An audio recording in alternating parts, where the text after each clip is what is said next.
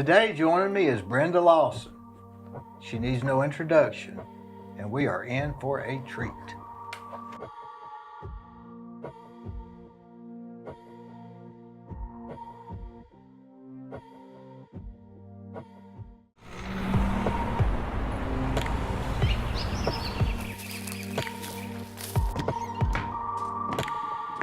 Brenda, I'm so glad you could come. Well, I appreciate you asking me. I really am. It's an honor. It really is. You are one of the icons of Cleveland. I don't know about that. You really are. I don't know if you realize that, but you really are. But one of your biggest, maybe one of your lesser accomplishments is actually your biggest accomplishment is you're big into this, what do you call it? Well, we now call it the Empty Stocking Fund. Now, it originally was Creating Christmas memories. Now, where does Cops for Tots come in?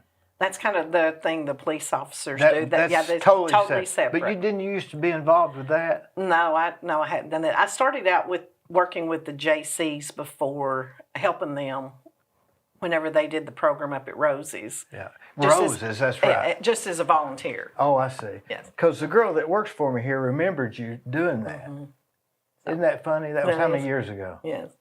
How many years ago would that have been? Oh, I've been 40 years ago, 35, 40 years ago. Roses. I always liked that store. I did too. They had the queue line at the... There's one in Blue Ridge. Oh, is there still an one? Original steel operating Roses. Well, we've been talking about going down there. I'll have to check it out. You have to check it out. You go right through town, go under the underpass, and go down. It's on the left. And it's original, never changed Roses. Wow. It's really interesting. So, how long have you been doing this particular fundraiser? So, I started out. Our family actually started out doing the Creating Christmas Memories, 1995. And then about 6 years ago, we merged with the Empty Stocking Fund. Who was doing that? So that was kind of a combination. Kind of give you a background. So 75 years ago, Reverend Littlefield started out of the trunk of his car, just going around to neighborhoods on Christmas Day, to places that he felt like needed. And he'd open the trunk of his car, and Steve tells me he got everything from Firestone Woolworths, some of the stores. He would go Christmas Eve after the sales, they were going to close, and that they would give him toys to take to the neighborhoods. And then Christmas Day, he would go and open his trunk and give toys out to kids. And that's 75 years ago. And then Tom and Sandra Rowland started the Empty Stocking Fund, and that was for foster children. And then at one point, they merged with Steve with the Empty Stocking Fund. And then 6 years ago, we merged everything together, which really has been phenomenal. The community has really stepped up and just embraced this Empty Stocking Fund. There's nothing that we do that we could do without what the community has done. What is it, a week-long thing? No. We actually... Because in the mornings, I know they do it like for a week. 2 weeks. 2 weeks. 2 weeks. Yes, we do for 2 weeks. Why is it significant about 2 weeks? Steve, I don't really know. That's what Steve had kind of always done that with the Empty Stocking Fund program when they had it. And he starts the Monday after. It's always started the Monday after Thanksgiving, and then we go for 2 weeks every morning from 6 a.m. to 9 a.m. And he'll call people. He'll call me. Oh, yeah, he'll call. He loves to call everybody out on the radio and say, time for you to call in. Yeah. Does they ever get people that they know that when he's calling about that time of year, he's wanting a donation? Oh, I'm sure they know that he's calling. So the one thing we started last year, maybe the year before, I can't remember now, is we started having guest hosts who come in, and they get on the radio and they call out their friends and coworkers, and they raise money. It's a real telethon, isn't it? It really is. Like a Jerry's Kids sort of thing. Just kind of like that, yes. So is it matched? Last year they raised how much? We raised around right at $200,000 last year.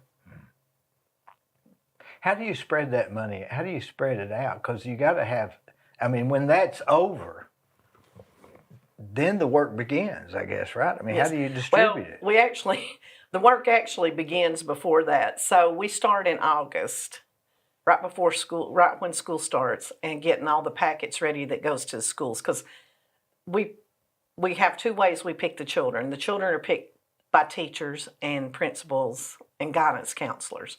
We kind of figured out when I've done the Creating Christmas Memories, that's what I did. Because I figured out there's nobody that knows a child's situation at home better than a teacher or a principal or guidance counselor. They know that child and they know the needs. And so that's kind of the way we started. And so when we merged, we just kind of kept doing that. We also, for the children that's not in school, they can go to Faith Memorial Church and sign up. So we get quite a bit of information from the parents, and they fill out sheets on each child that they have in the home, tells their clothing sizes, their wishes, what kind of toys they may be wanting for Christmas. And so then we send that to the schools in September. Then in about the middle of October, it comes back in, and there's about a 2-week process of us getting everything processed, and then we start shopping. So who's involved in that process? Do you have volunteers? We do. Everything is volunteer based. Like 20 people or 10?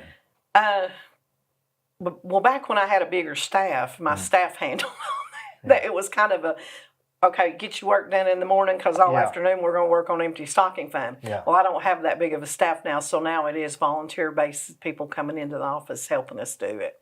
And so we've had 4 or 5 people that's come in and helped us do it this year. Those are unsung heroes too, right? They are unsung heroes. Mm-hmm. Now, how many kids would there be?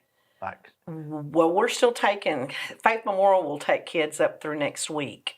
So right now we're a little over 1,300 kids. Golly, that's a lot of kids. That's a lot of kids. And we do not have them all shop for. We go December the 6th and we still have 300 kids plus whatever comes in between now and then to shop for. And the irony of that is we don't wrap, but we have Christmas bags that have drawstrings. Mm-hmm. And so we put each individual gift in those bags and put their name on them and then put them back in a clear bag to take over to the school for the parents to pick up. So there's about 1,300 kids. Right now, yes. So will they get one present or 2, or is it all different? We try to get, depending on what they ask for, anywhere from 4 to 6 presents. So you take 1,300 kids times 4 to 6 presents, putting them in Christmas bags. You got to have a lot of volunteers. That's 9,600 pieces. Exactly. Right? Yes. Golly. And the community is phenomenal. Our high school students are phenomenal. The groups, we've had groups from Cleveland High, we've had groups from Walker Valley, groups from Bradley that come to my office. Mm. They'll bus them up there, and they come in and spend the afternoon, and then we've had businesses that people have come from the businesses and done that. So it's, like I said, it's a community effort. The community has bought in, and we couldn't do it without the community. Where do they wrap them at? At my office.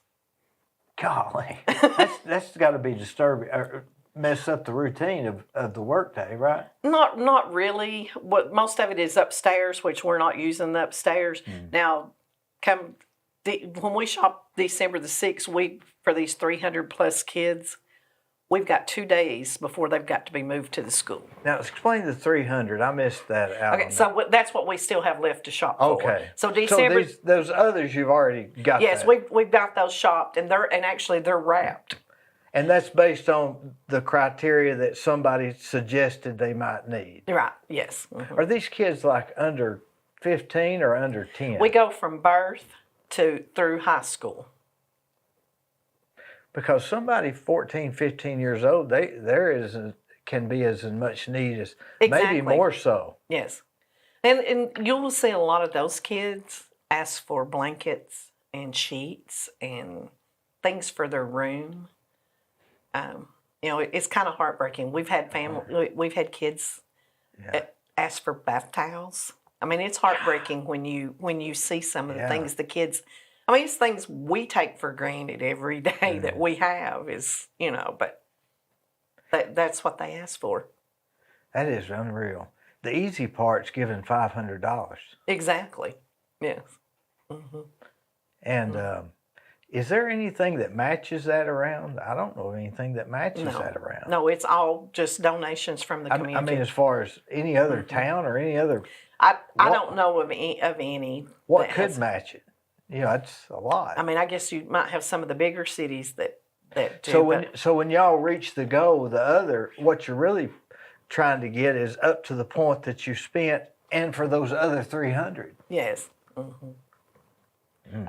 Basically, what I want is my credit card paid off because it's all on my credit card. And they have limits, don't they? Actually, American Express is really good. I call them every year. Yeah. And they explain to them what's going on, and they take it and I run found with that it. American Express is a little better than Visa, in my opinion. Yes, they are. But if you pay them on time, they'll help you any way they can. Exactly, you're right. So I call every year and say, okay, this is the time frame that you're going to see all these charges on my card, and they're like, okay, we know what we need to do, and I give them what I think the approximate amount will be, and so they work with us really well on that. That's really good. So this 2 weeks, is it like do y'all have a chart that you can look online and see the chart go up? We don't have anything online. We just established this year. I had some volunteers establish us a Facebook page. We kept talking about it.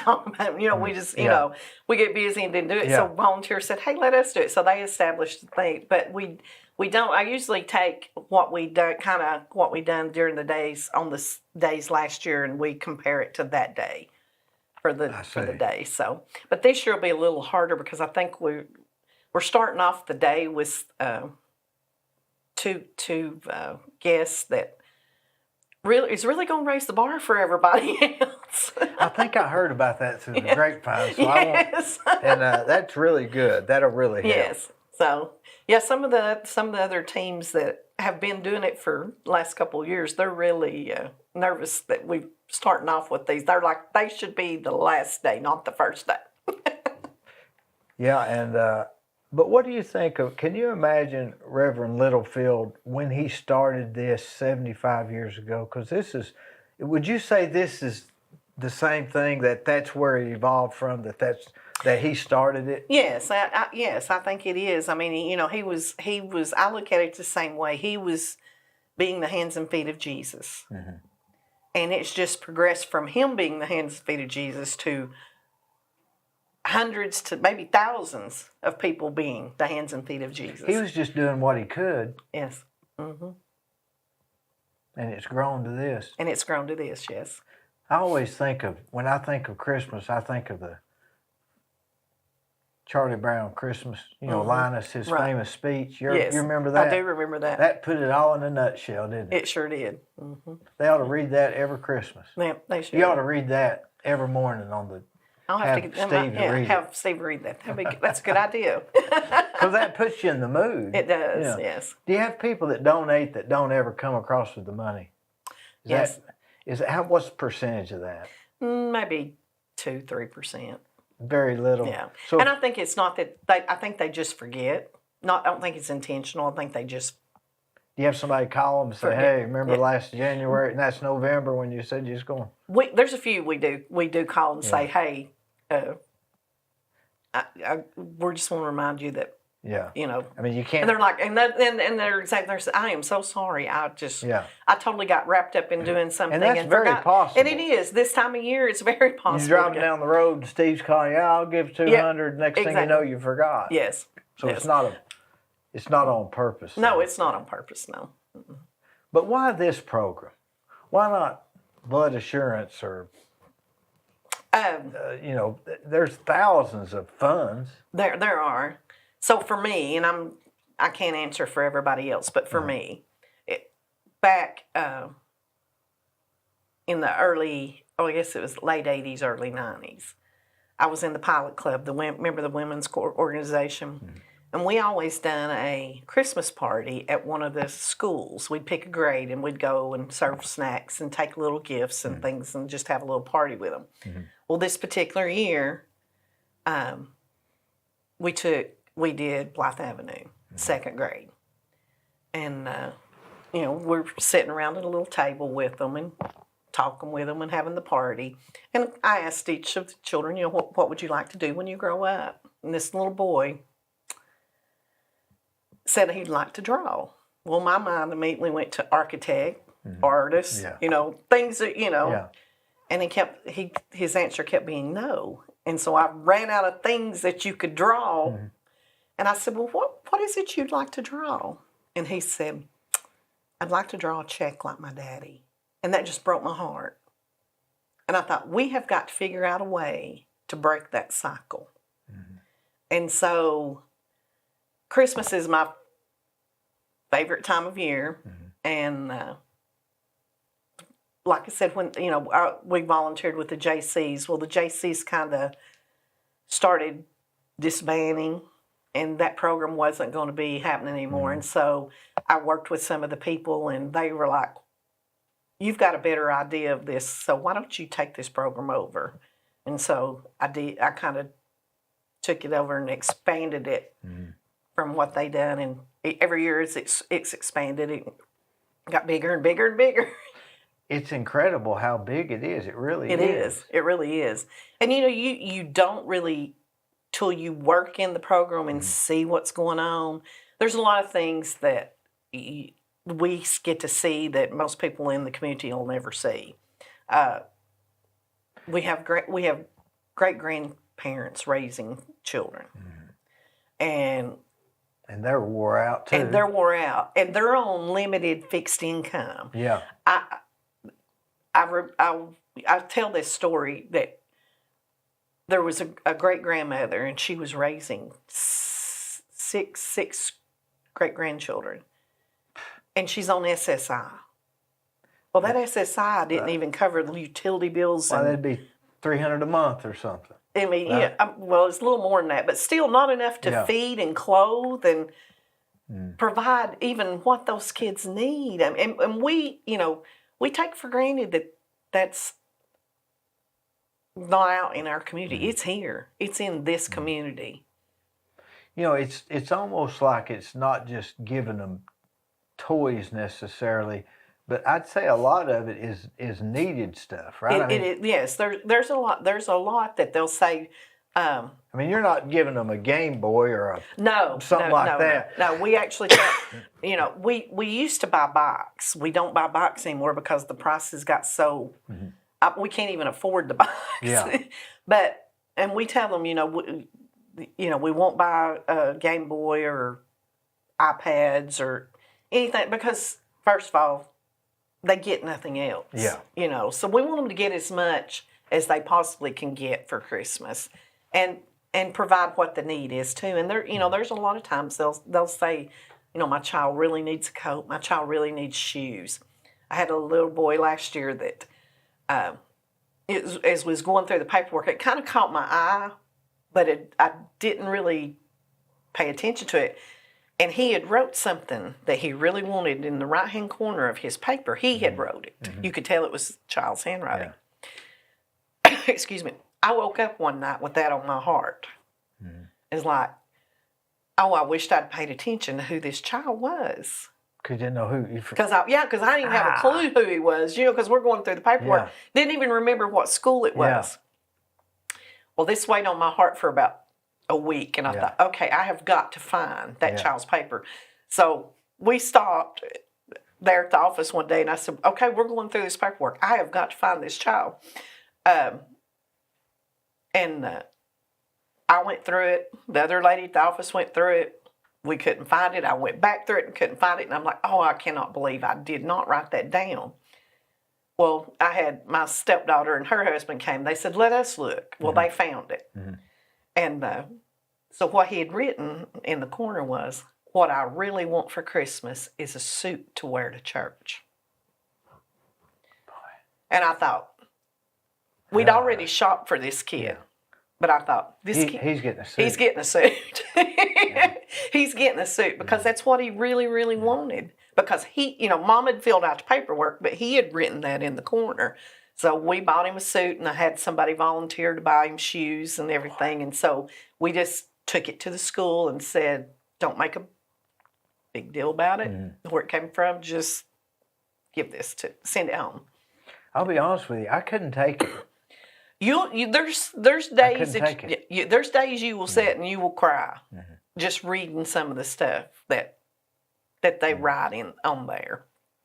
Boy, so you got to just be tough somehow. You're not tough. You sit there and you have your tears and you have your. I mean, you give them everything.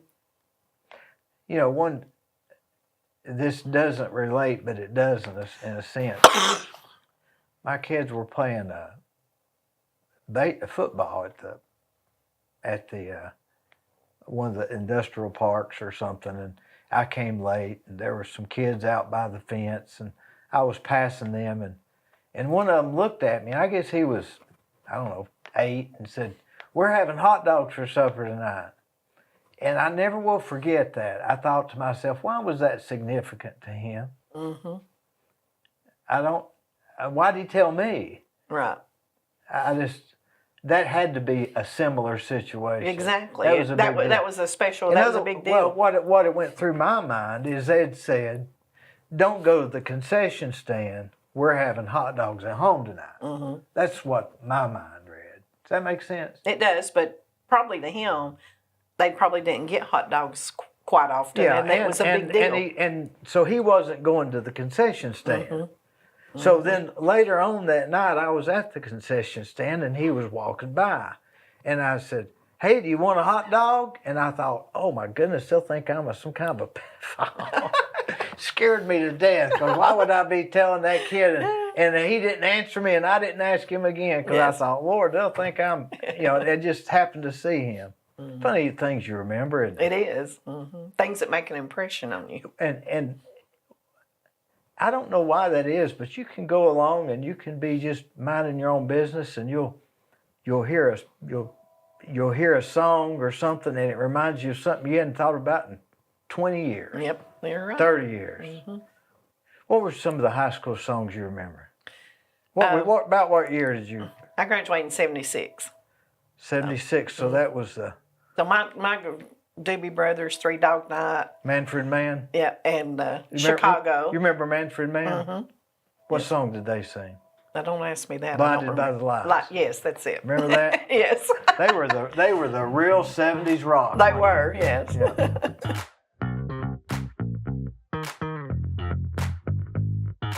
Let me tell you about Capstar Bank. They're located in Nashville, Hendersonville, Gallatin, Athens, Madisonville, Sweetwater, Etowah, and in Cleveland at 950 25th Street and 3855 North Ocoee Street. I've used them. I like them. Give them a try. They're no problem.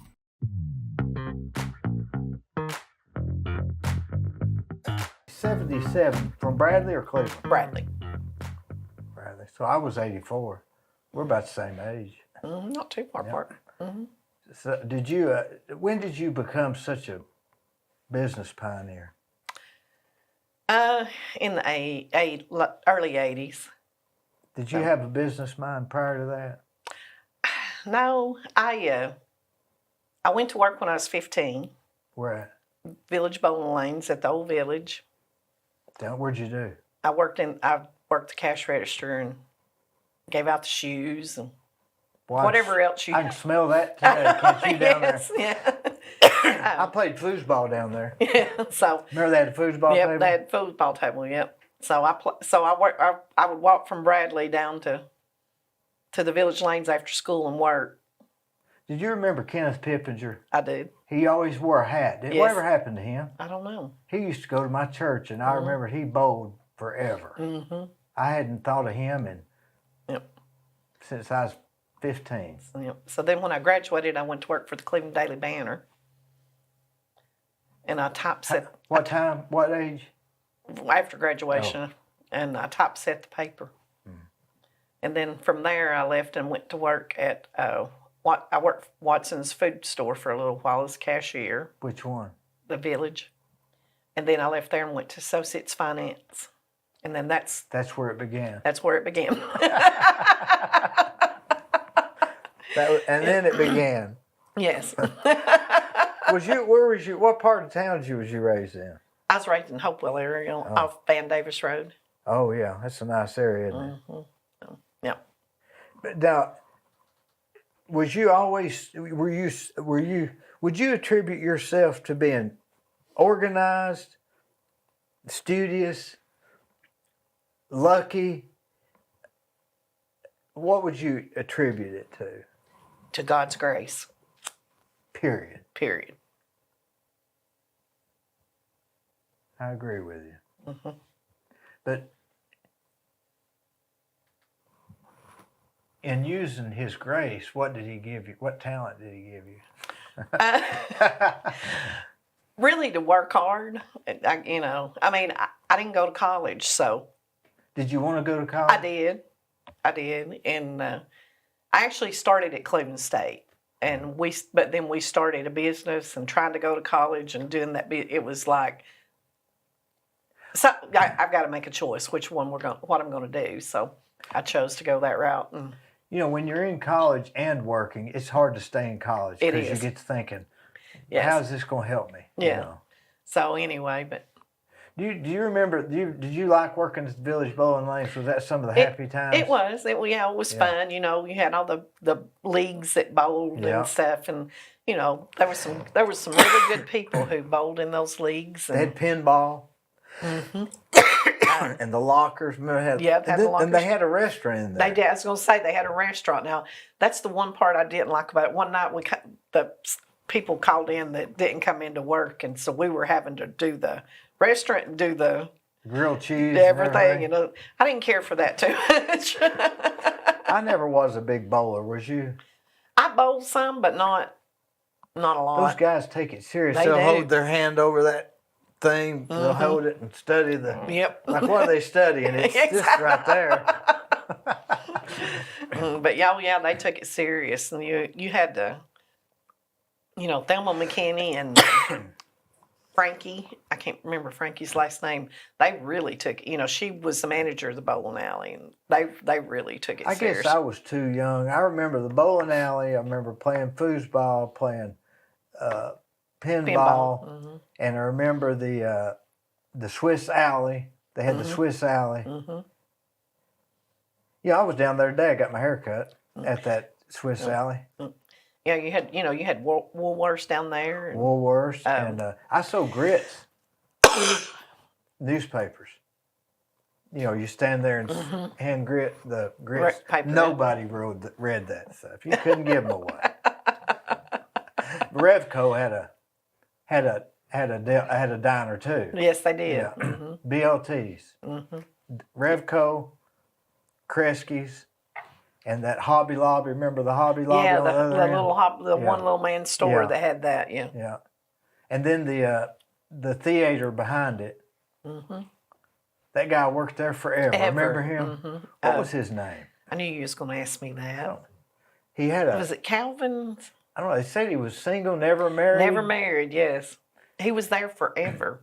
And he'd always you walk up and say, "I want some popcorn and chocolate covered peanuts," and he'd say goobers. Always embarrassed me. But I don't know whatever happened to him, but he'd always kind of eat some of the popcorn too. Mm-hmm. Yeah. Yes. Those were good times. They were good times. The teenagers today don't realize it. That the good times we had back then.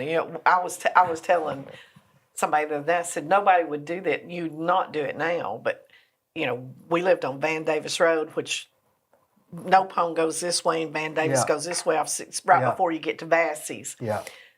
We used to walk from there to the store out at Hopewell School. Golly, which one? You mean Calfee's? No, there was a little service station there on the corner of Eureka Road. And, it became a feed store at one time. Yeah. And we used to walk. I mean, there's no It way. was like 3 miles or something. Exactly. 4. Yeah. Well, I mean, we'd walk there. And, Cars flying. exactly. You didn't think anything And the about road it. was narrower then. Exactly. But now there's no way you'd let a child get on that road. I used to walk to Mr. Zip's. I used to walk, and being gone in the woods for 4 or 5 hours. I remember going over to, the Lonuses? Yes. They lived on Mouse Creek Road. I used to go over there and ride their horses bareback when they weren't looking with Earl Wiseman. Yeah. I don't know if you remember him. But, I don't remember him. No. What was I thinking, and why didn't I break my neck? I mean, I would really ride their horses. There's things that... I wouldn't ride their horses today. No. No, you wouldn't. And you wouldn't let your kid do it either. Would never let them do it. No. They'd kill themselves. But, and then if we reverse back to even the mid-50s, which they say was the greatest time to be a child, during happy days, and that's why they called them happy days. Yes. It was even more so that way, I guess. So I don't know what's changed. I don't know. Well, I think my opinion is Hollywood, TV, all the video stuff, things that the kids are interested in today that keeps them indoors instead of going outdoors. I mean, I can remember school's out, summertime, we'd eat breakfast, whiz out the door. Didn't even have an agenda. Yeah, and then, we might not come back in till we knew dinner was on the table. Mm-hmm. And 20 minutes late for that. Sometime. And we're not kidding. That's really the way it was. It I really remember was. riding my bicycle in circles just to stay gone. Yeah, just to be outside. And we never got sun cancer or stuff like that. We got sunburn. No, I never used sunscreen till I was married. And if there was some guy that was talking to me crazy, I'd have had enough sense to not go around it. They didn't have to tell me that, something out of place. So I don't know what's happened. Yeah, so. And maybe it's in our imagination. Maybe it's not that bad. Maybe we're the reason. Maybe we don't let our kids go out like they should. And that could be. But it could be it. I think a lot of it is what has taken place of bicycles and things. And of course, our parents wanted us out of the house. Mom was cleaning and vacuuming. And my dad worked at Bowaters and he worked swing shifts. So, when he worked third shift, you wanted to be out of the house. Yeah, because I remember my dad worked third shift too, and it was don't go inside your days of sleep. Exactly. Don't go in the basement. Don't hit those poles in the basement because they ring through the house. Isn't it? But what will happen in 30 more years? Will the kids? What's going to change? I mean, it's got to keep going one direction. Exactly. It can't go back. And if you go back 30 years before the mid-50s, what were their kids doing? Carrying guns? I don't know. But I think kids back then probably ended up being more responsible. I mean, like you're working at 15. Why did you go to work at 15? I wanted a car.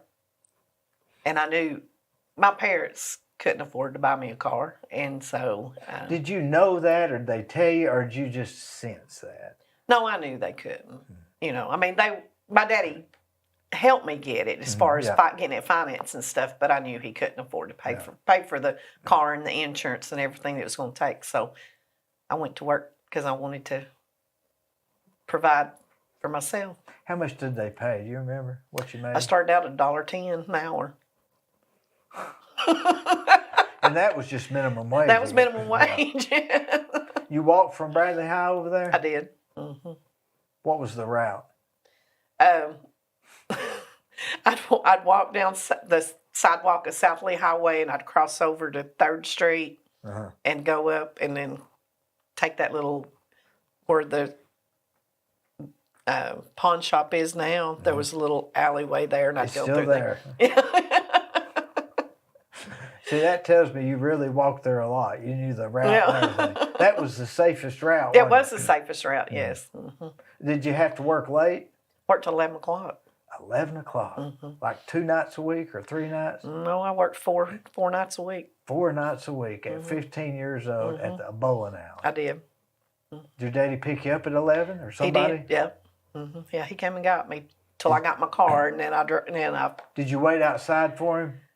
Did you walk outside and wait? I did. You Didn't think anything about it either. you come a long way, baby. Right? Who is it that made that famous? Was that Kojak? I don't remember. You come a long way, baby. Who was that? Was it Kojak? Telly Savalas? Remember him? He said something like Yeah, that, but I don't. He used to say, Who loves you? Yeah, he that's said, what. Who loves Yeah, you, baby? that's what he said. Yeah. So, It might have been Beretta that says the other thing. maybe, and Might I have don't been, remember. But you know, it's funny how things change. But you have really come a long way. Yes, I have. Was the journey better than the getting here? Yes, it was. I can remember. Back years ago, we had the paper routes. We had the Cleveland Daily Banner, and we had the Chattanooga Times, and Chattanooga Times and Banner both was Saturday night. So you were working all night long on Saturday night. And, I can remember our friends calling and saying, hey, let's go do this. And I'm like, got to work. And they're like, man, why do you work all the time? Well, that's part of what we want to do to get ahead.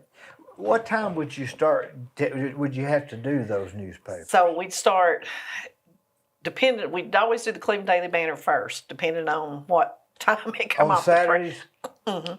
What time it came off the press. Usually it's anywhere from 10 to 11. And then once we finished that, then we'd go down to the village. The Times dropped everything off the village, and we'd go down there and pick up the papers. And When did you start the route? um, After you picked up the Cleveland Banner, or did you wait till you got them all? no, we did the Cleveland Banner first, and then we'd go pick the papers up for the Chattanooga Times and then do that route. So that was an all-day thing. All night. We'd finish about 7, 8 o'clock in the morning, Sunday morning. Was it real tiring? Sometimes. And you had to, Especially if the banner was press tore up and it was running late. And, you had to make up you had time. to fold them, put the rubber band Fold around them, yeah, I could fold them, put the rubber band around them. I could do it all. You had the rubber bands on your I sleeve? did. Did you what about the days when it was raining? You put them in a bag? Put them in a bag. What if you thought, it's probably not going to rain, let's skip the bags? We didn't do that. It's just too risky, right? It was. Somebody's going to get mad. Yep. If there was a You possibility want to of get rain, paid. if there's a possibility of a rain, you had to put a. Yeah, exactly. Who collected the route money? Do you have to collect that yourself? Well, the Times you didn't really, because most of the people there, paid the Times. But the Banner, one of the routes that it was door to door. So you had to you had to go pick up the paper, fold it, put a rubber band around it, maybe a piece of plastic, deliver it to them, and collect the money. Yep. If they didn't pay you, you went knocking on the doors. Boy, that was a lot. It's somebody that doesn't pay a paper boy needs to be in trouble, don't they? No. You always wanted to go on. You always wanted to go early Saturday morning to do your collections. Why early? Because if they go out on Saturday night, they're going to spend that money. Yeah. And you got to have the money. I mean, you're buying gas and everything else. Yep. So, but when they said, and I can hear people saying, "Hey, how about going to this party? Oh, we got to do it. Why are you doing that?" And do you look back now and say, "Here's why I did it," or what did possess you to work that hard? Just wanting to better myself, and we relied on my paycheck to live on, and we tried to take that money and invest it. And so we started buying up older houses and renting them out. But it was a process of trying to get. It was just to get ahead. Just to get ahead. Mm-hmm. For what reason? Was it security or? Probably in the beginning, it probably was security, but then Just fear, yes, just Fear is a big motivator. It is a big motivator. Not, just, I don't want to say not living like our parents lived, but just wanting to be better at things. To be able, when we had kids, be able to give them. My parents always gave me. I never. I will say I never went without what I needed. Yeah. They always gave me what I needed. But did you have a sense that they were sacrificing to just do that? There's times, yes, Yeah. I think, there's times That sticks I think with so. people, doesn't it? Yes, it does. And we went through a bad period when I was 9. Our house burnt, and they basically had to start over because they just built onto the house 3 new rooms, and the insurance adjuster was coming out the next week to write the insurance policy on it. So that kind of that's probably whenever things kind of changed. And I will say that probably helped me to be able to want to give back, because I won't ever forget the Hopewell PTA had basketball games, and they did a pie dinner and did some auctions and things. And I remember they bought me clothes, and they bought my brother's clothes, and they bought us a refrigerator. And so I think that, and my daddy was always a giver. Funny stories. I was grown, married, and I had little Tope. He was probably 7 years old, and my daddy always planted a big garden.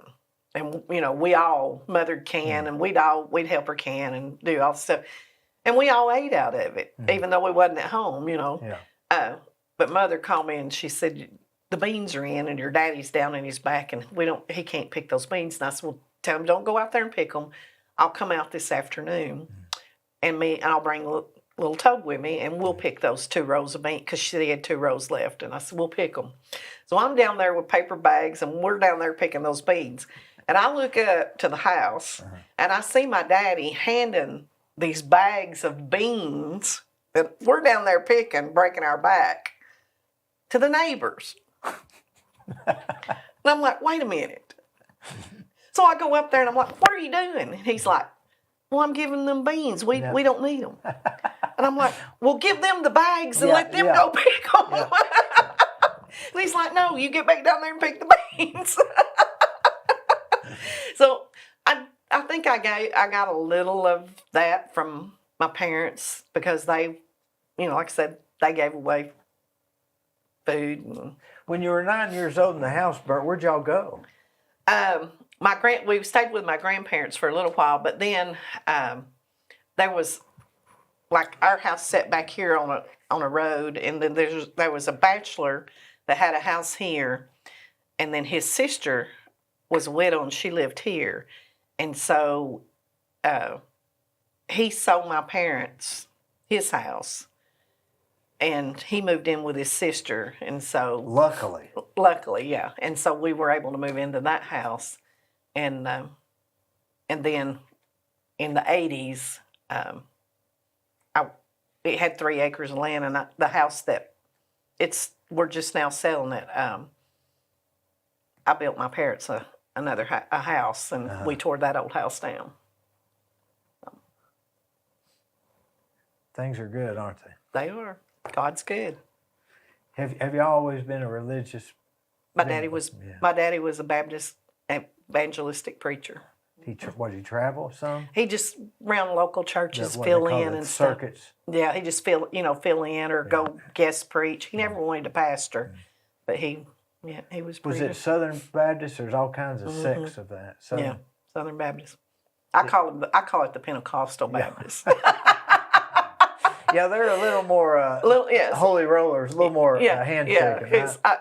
That back in when I grew up, we had the preachers that I don't know if they taught this or what, but when they preach, they go they gasp for it.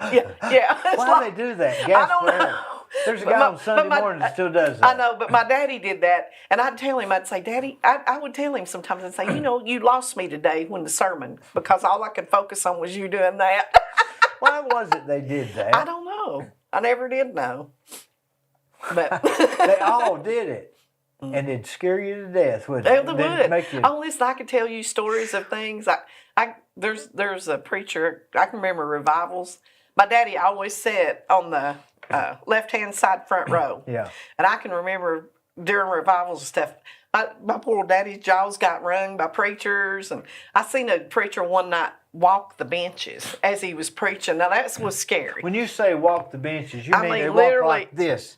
They said Yeah. T.L. Larry used to do that. Yes, that literally scared Yeah. me to death whenever I saw that. I'm like, I believe that's, and you know that they got that from their parents. mm-hmm. We're a lot calmer now. Oh, aren't we? yes. I don't know if it has to be all that way, do you? Yeah. No. But I mean, that's, you know, that was the, He was the Bible, what they call them, Bible thumping yes, he was. Mhm. preachers. Yeah. How about your mother? She was very religious, but she was real quiet. Reserved? Mm-hmm. Very reserved. Well, you got a brother? I have two brothers. Well, so in this business world, still, you haven't told me exactly. I know you say God's grace, but there's got to have some talents that He gave you that make you this successful. Is it organization? Well, is it people skills? Is it? I think it's a little people skills. I learned early on the best way to if you want to look good, Mhm. is hire the people that can do the job and let them do the job. Try not to intermingle. Yes, you know, if they're performing and they're getting the job done, it might not be the way I do it, but as long as the work's getting done, let them do it how it fits. But you're only as good as you surround yourself with people. I was putting a tub in one time, one of these big garden tubs, and they should have put it in this way or that way. And one of the guys came up to me that I listened to, he said, Dee, he said, you know, half the people would want it this way and half the people would want it that way, but it's in this way and we need to leave it. And that made a lot of sense. Mm-hmm. It was still in. Right. So my opinion wasn't necessarily, you can get, what's that old saying, you can get, precision is the forerunner of, precision is the killer of profit, something like that. Yeah. I think that's what that's Yes. what you're saying. Yeah. You let them do it and use their own discretion. Right. I was never a micromanager. Never. Never. Mm-mm. I just, I didn't like to be micromanaged, and so I guess I just, but I would say, besides God's grace, my employees or our employees is, I have to give them the credit. Can you pick out a good employee without looking at the resume? I will tell you, I didn't so much go with the resume as I went with my gut. And the few times I didn't go with my gut, I got burnt. And the other times you was good, it turned out good? Turned out good. What in your gut tells you that it's going to be a good employee? Just kind of, really, it was really in the interview process of how they presented themselves, how they answered questions, how they, just picking up the good vibe or not the good vibe. I remember we had one that we hired, and I said, do not hire because they're going to steal from us. Mm-hmm. Well, we hired them anyway. Mm-hmm. And they stole. And they stole from us. No. But now, if you're doing a business that is your business, it's not as much. Is it more producing, or is it more customer based? If that makes sense? Like mine, I'm strictly the customers. It's about the customer and what the customer wants. Right. Up until right now, it has been more customer based. Right now, pretty much all I have left is property and development and stuff. So, which is still what the customer wants, but it's not. But not like my finance business and my car business and my iron door business. And that was I'd say the iron door business was the most customer based. Very right? customer based, yes. And you just got to go till they're happy. Yes. And you don't know where that's going to be. Right, exactly. And you know, I mean, you're dealing with an iron door, so things, when you're dealing with that iron, it might not necessarily turn out exactly how they wanted it. And that is really part of the ironwork. That's what Exactly. most people like. Is Exactly. the slight imperfections. Yes. It's part of it. If it was going to be exactly, just get an Exactly. aluminum mold. Right.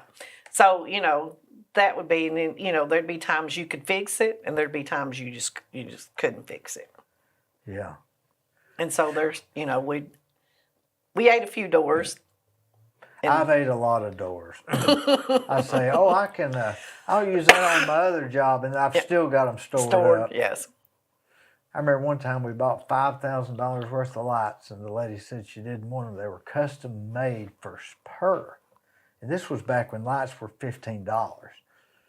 And I put those in my shop, and I had them and I think now I gave them to somebody a few years ago, and they made pots for plants. They turned them $5,000. Yeah.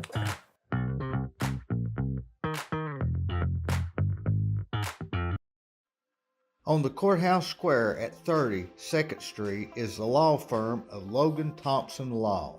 Since 1965, they have served the legal needs for the good citizens of Cleveland-Bradley County.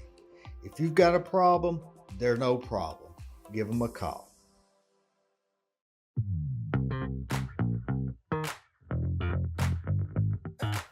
But why the iron door business? Isn't that sort of an unusual thing for It was. your background? It was actually, that wasn't my idea. I started out. It started out as an investment.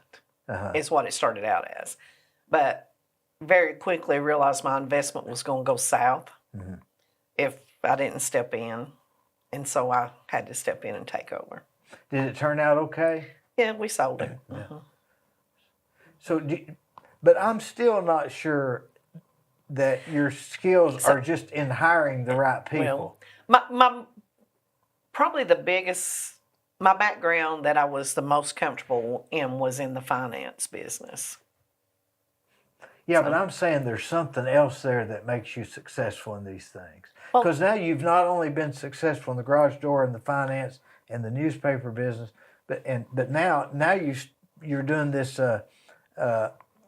fundraiser that it's trumping other things.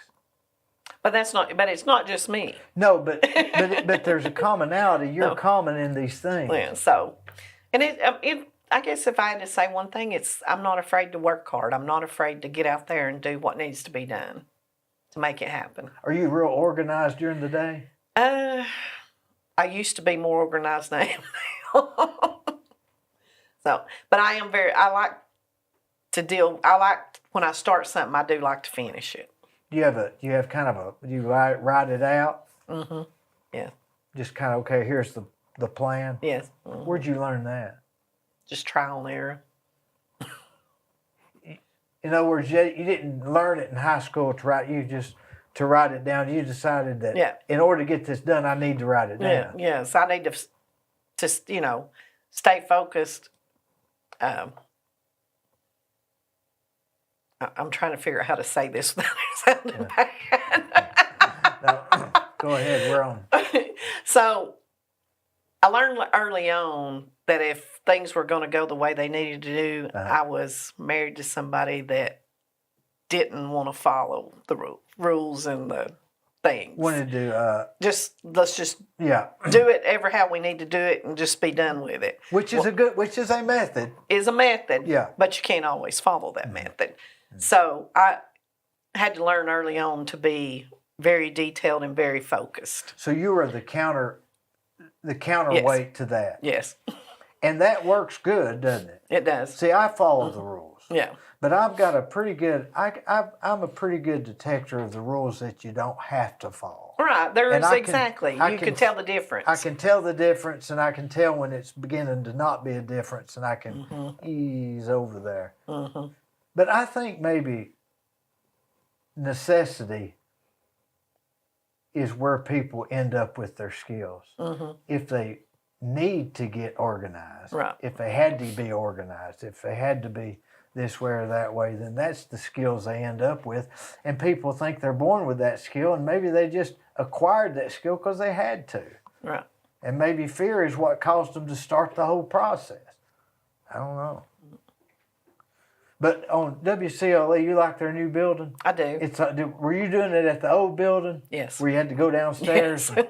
And we're all crammed in a little room. Yeah. Yes. Yeah, the building's very nice and it flows very well. Steve does a good job. He does. His wife is really smart. She is. Do you think that they have how many people listen to that in the mornings, you think? I don't know how to tell. I don't know either. I'm sure he has the figures, but I don't There's know. some way they tell, I guess. For us to raise the kind of money we raise, he has to have a lot of He's viewers. got to have a lot. I listen to him every morning, you know, when I'm leaving the house. And Dwayne does a great job. He does a great job. Yeah, Dwayne, whatever he does, you can just forget it. He'll take care of it, can't Exactly. you? Yes, he will. No matter what he does. I'd hate Yeah. for him to get a contractor's license. Yeah, he's really good, and he's really good with the empty stocking fund. He really. It doesn't matter what he does. No. It's irrelevant. It's irrelevant. It is. He's going to be the best there is. Yes, he's really good. But what about? Do you think that you're going to get into another business, or are you going to? I'm probably not going to do another business. I'm probably going to focus my time on my grandkids and family and volunteer work. Do you think business is harder now than it was? Yes, I do. Regulations or people? Probably a combination of both, but regulations on a lot of stuff it's just out of hand. You know how many inspections there are on a house?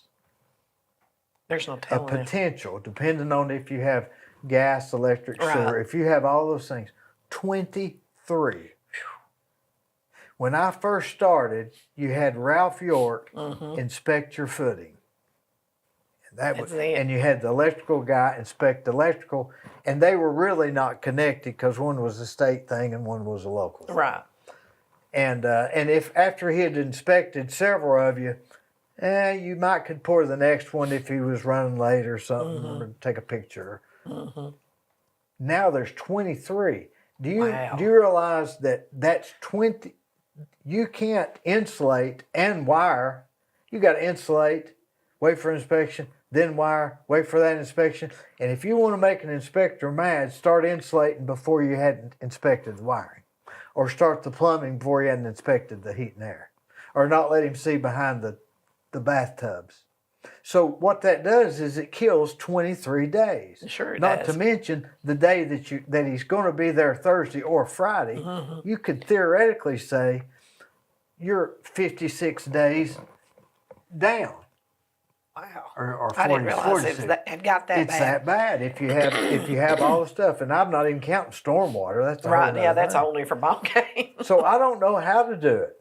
I don't know. I've just about got to quit because I can't. You can't, and you can't call them. You have to email them. Do you think it's the environmental stuff that's got all that so many? I think it's two things. I think that everybody's afraid they're going to get sued because I think I think that everybody's afraid and nobody wants to take liability. The footing guy will say, I need your soil tested before I inspect your footing. Well, Ralph didn't do that. They would kind of know the soil or blah, blah, blah, blah, blah. Now you got to get a geotech to inspect the soil and bore it before you check the compaction as you're digging. And it could rain and it could be even worse. You're probably Exactly. better off to dig it and pour it and not let it get caught in the rain. Because now you got to dig the steel out and wash the steel off and put it back in. It rains again. So I think that people are afraid they're going to get sued. And I think that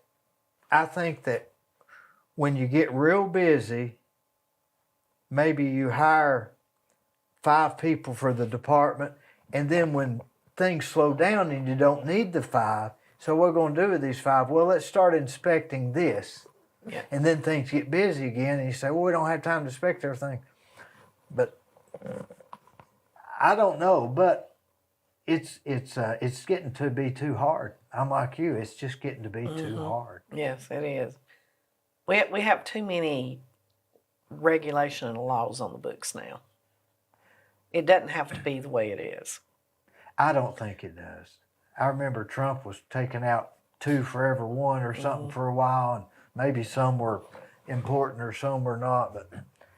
But then you say, well, Dee, do you think houses are built better than they were? Yeah, a lot better. And somebody buying a house and going to be paying for it for 30 years, and it's not insulated well, that's a bigger crime than me getting 23 inspections. Well, that's so true. I don't know. Well, But I do know that when interest was 8 and 9%, that 56 days of a house sitting still would be a horrible thing. yes, it would be.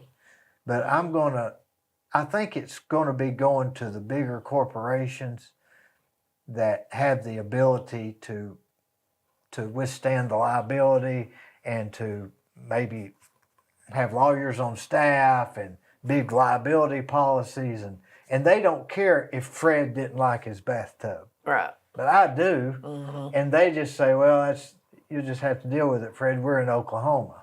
And maybe that's the best thing. But I think it's going to evolve into,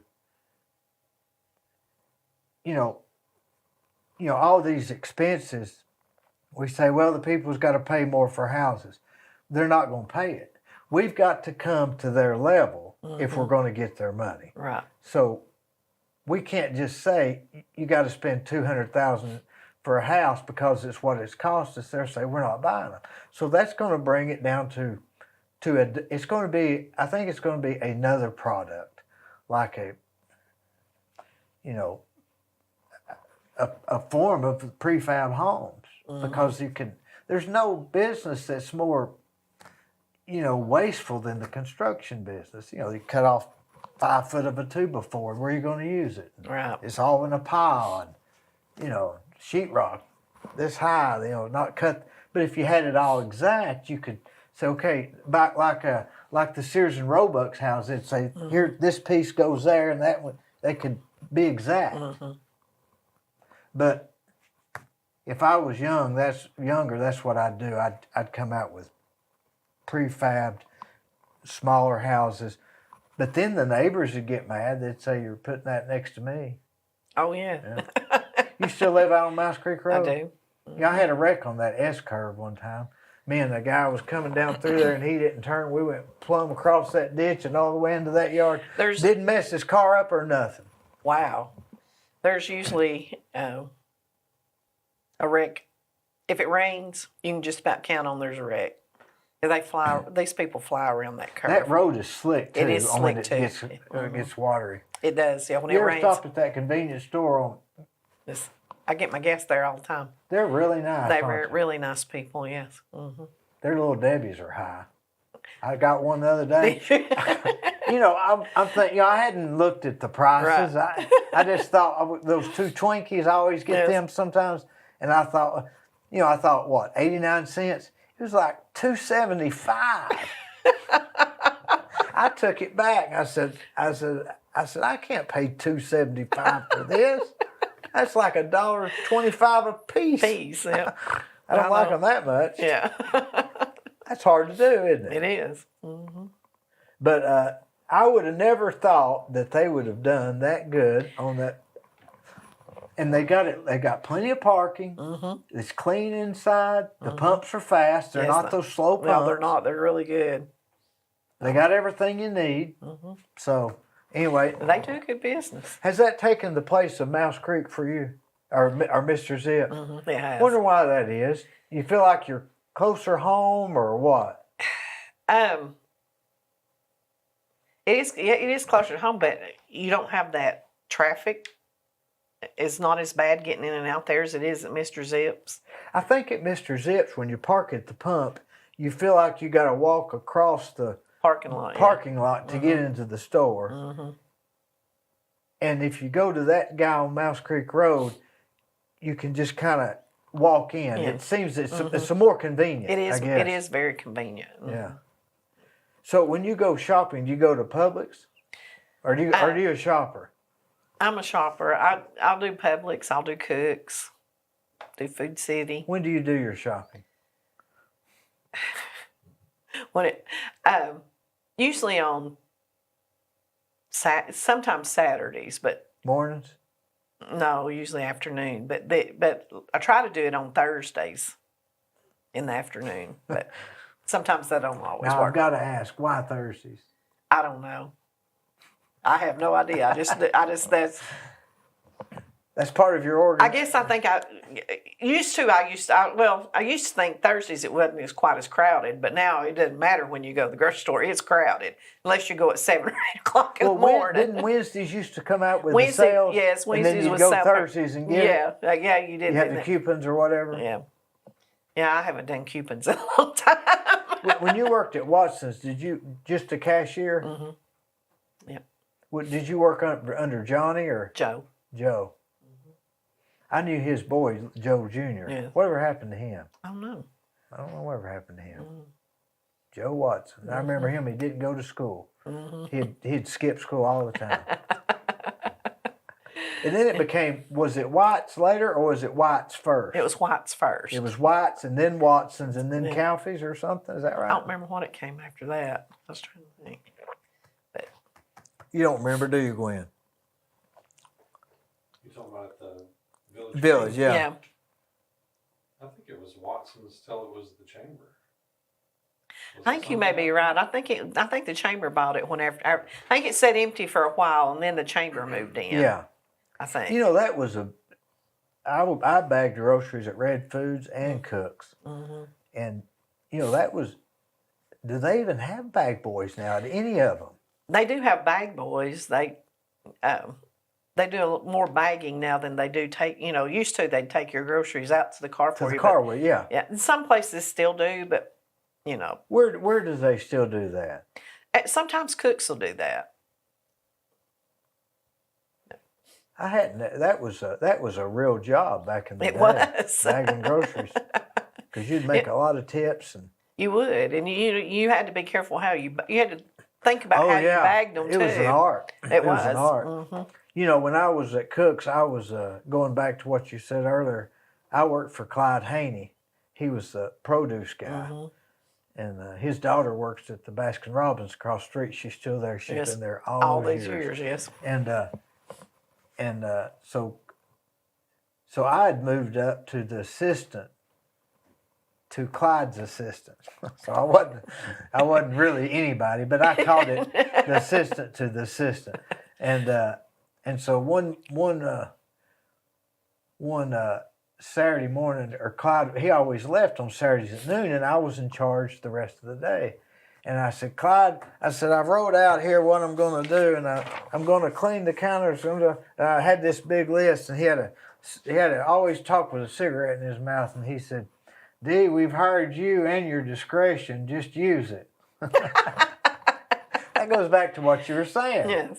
Mm-hmm. He'd hired me and my discretion. Yes. And I need to use it. In other words, you're doing wrong by even asking me. No. I always remembered that. And then once that was when they closed Saturday nights. Oh, mhm. And I had to take all the peaches and put them in the freezer so they wouldn't go bad on Sunday because they was closed Sunday. And I forgot one Saturday night. So they came in Monday and said, you forgot to put the peaches up. And I said, well, I'm turning in my 2-week notice.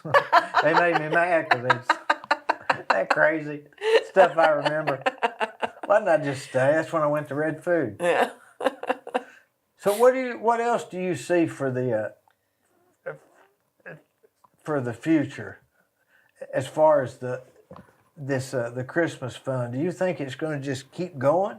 I hope so. I hope we get enough people involved that they'll want to come in and learn the ropes and especially the younger people. I would like to see them take. I mean, none of us, Steve, You know, me, Tom, Sandra, none of us are getting any younger, so Somebody's got to take it over. somebody's got to take it over. And Steve's young enough to do it.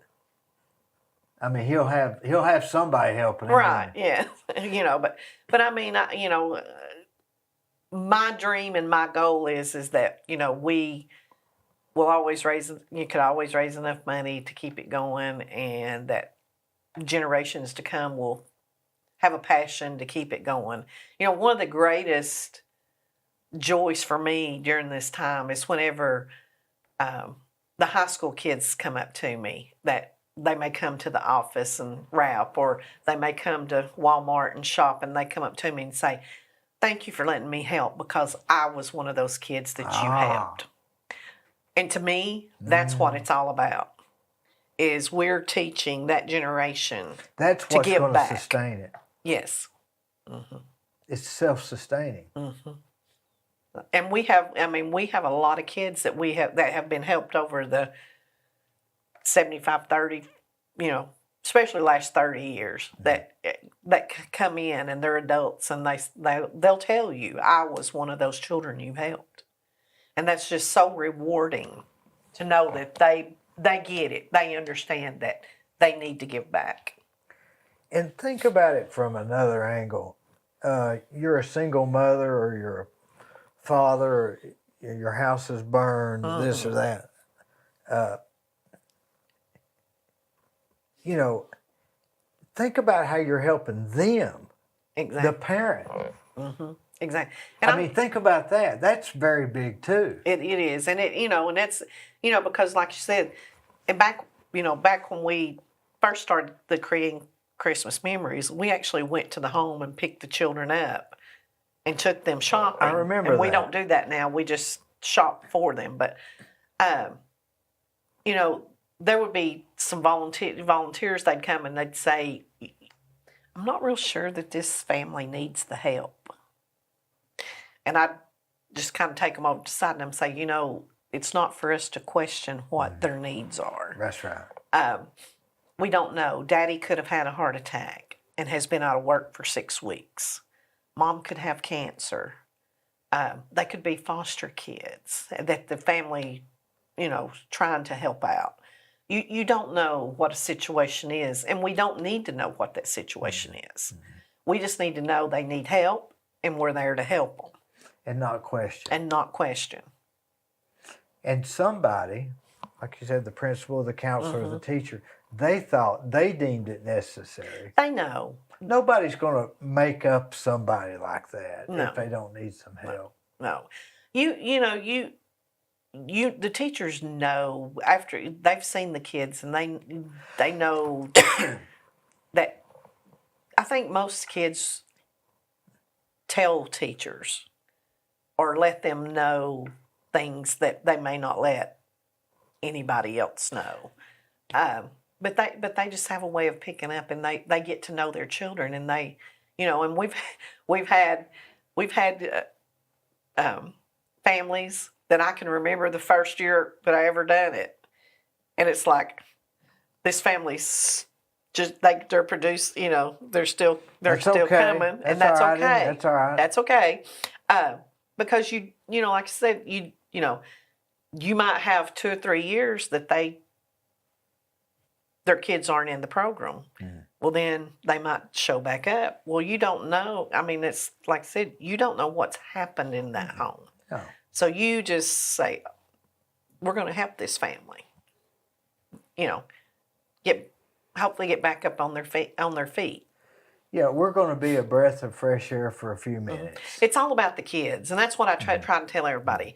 Don't focus on anything but the kids. But at times it could be for helping the parents. It could be. It'd be a big relief. It is a big, and it is the big relief for them, because we get thank you letters, and we get and the parents that they'll write on the papers that they have to fill out with all their information and stuff, and they'll write a note on there and say, "Thank you, because it's been extremely hard this year, and I don't know how I would have provided Christmas for my kids." They're dreading it right now. Exactly. And so, it's all about taking care of the kids and being a blessing. And you think this is part of God's work? I do.